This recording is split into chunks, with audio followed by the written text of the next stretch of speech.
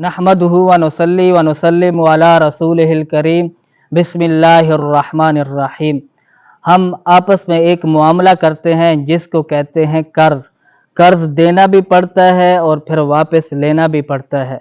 तो कर्ज देना ये बहुत बड़ा अजर व सवाब का काम है, क्योंकि जो आदमी कर्ज लेने वाला होता है, मांगने वाला होता है, वो किसी तकलीफ़ में होता है, किसी परेशानी में होता है। तो किसी मुसलमान की तकलीफ़ को दूर करना, परेशानी को दूर करना बहुत बड़ा अजर व सवाब है।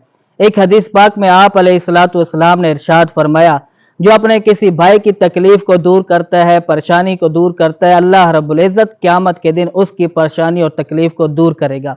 एक मकाम पर आप अलैहिस्सलातु वस्सलाम ने ये इरशाद फरमाया कि जो आदमी किसी मुसलमान भाई की मदद करता है तो अल्लाह रब्बुल इज़्ज़त भी अपने बंदे की मदद करता रहता है। और एक हदीस पाक में आप अलैहिस्सलातु वस्सलाम ने इरशाद फरमाया, 3 आदमी क़यामत के दिन अल्लाह के अर्श के साए के नीचे होंगे, जिस दिन अल्लाह के साए के सिवाय कोई साया नहीं होगा।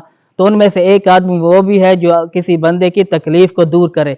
तो इसलिए जो आदमी किसी मुसलमान को कर्ज देता है, वो उसकी तकलीफ़ को दूर करता है, तो इस पर अल्लाह रब्बुल इज़्ज़त उसको अजर व सवाब अता फरमाता है और इंशाअल्लाह ऐसा शख्स जो है अल्लाह के अर्श के साए के नीचे होगा। अब है कर्जदार को मोहलत देना। एक आदमी ने कर्ज दिया और उस बंदे ने जो कहा कि ये कर्ज मैं फ़लाँ दिन को, फ़लाँ तारीख को, फ़लाँ महीने को वापस करूँगा, और जब अदायगी का दिन आता है तो इतने दिन जो उसने उसे मोहलत दे रखी थी, तो उसे रोज़ाना जो कर्ज की मिकदार है उतनी मिकदार का सदका करने का अल्लाह रब्बुल इज़्ज़त अजर व सवाब अता फरमाते रहते हैं। और जब अदायगी का दिन आया और वो बंदा कर्ज अदा नहीं कर सका और उसने जो है मोहलत मांग ली, ये बंदा फिर उसको मोहलत देता है, तो जितने दिन उसने मोहलत दी है उसे दुगना अल्लाह रब्बुल इज़्ज़त सदके का सवाब अता फरमाते रहते हैं। और फिर एक है सदका को वापस, जो कर्ज है उसको वापस लेना, और दूसरा है कर्ज को मुआफ़ कर देना। तो इसके बारे में भी आप अलैहिस्सलातु वस्सलाम ने जो है अजर व सवाब इस पर बताया कि गुलाम आज़ाद करने का अल्लाह रब्बुल इज़्ज़त सवाब अता फरमाते हैं जो आदमी किसी को कर्जा मुआफ़ कर देता है। और इस तरह जिस आदमी ने कर्जा वापस करना है उसके लिए भी आप अलैहिस्सलातु वस्सलाम ने रहनुमाई फरमाई है। जो आदमी कुदरत रखता है कर्ज की अदायगी पर और वो अदा नहीं करता, तो आप अलैहिस्सलातु वस्सलाम ने इरशाद फरमाया ऐसा शख्स जालिम है। तो इसलिए जिस आदमी के पास कुव्वत ताकत हो और वो कर्ज अदा कर सकता हो तो वो कर्ज अदा करने के अंदर जल्दी किया करे।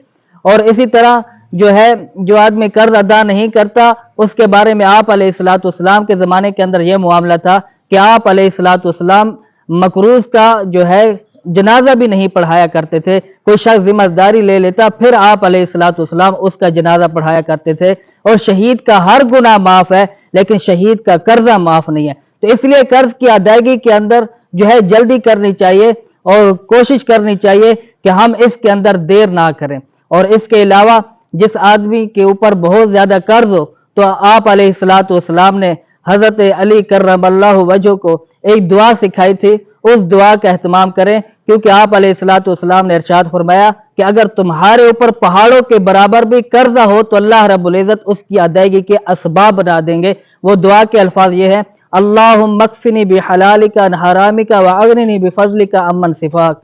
ऐ अल्लाह मुझे हराम से बचाते हुए मेरे लिए हलाल चीज़ों को काफ़ी कर दे, और मुझे अपने फजल से अपने सिवा हर चीज़ से बेपरवाह कर दे, बेनियाज कर दे। तो ये कितनी ज़बरदस्त दुआ है। तो जिस आदमी के ऊपर कर्जा बहुत ज़्यादा हो वो इस दुआ का, इस वजीफे का एहतमाम करे। यकीनी बात है कि चाहे उसका कर्जा पहाड़ों जितना भी हो, क्योंकि आप अलैहिस्सलातु वस्सलाम ने ये जब इरशाद फरमाया तो हम यकीन कर लें कि हमारा पहाड़ों जितना भी और जितना ज़्यादा कर्जा हो वो ज़रूर अल्लाह रब्बुल इज़्ज़त उसकी अदायगी के असबाब पैदा फरमाएगा।